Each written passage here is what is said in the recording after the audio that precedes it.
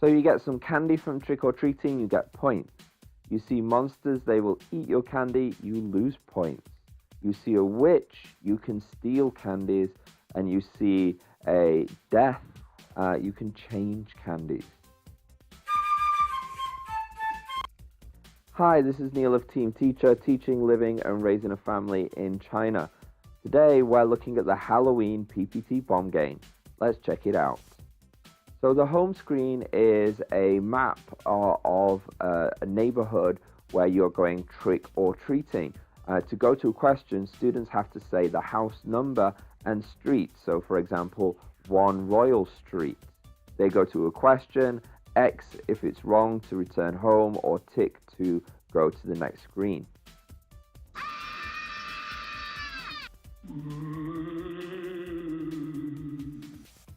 Students go to the house and trick or treat, and they'll receive candy or some other special event. Remember, this is a Halloween game, so there are going to be some slides in here that are going to be a bit scary for especially the younger students. So have a look through and kind of judge yourself if you think it's going to be too much for them. Okay, that was our quick PPT walkthrough of the Halloween game. If you like the video, consider subscribing to our channel, and remember to check out the links below to get your copy of the game. Bye bye.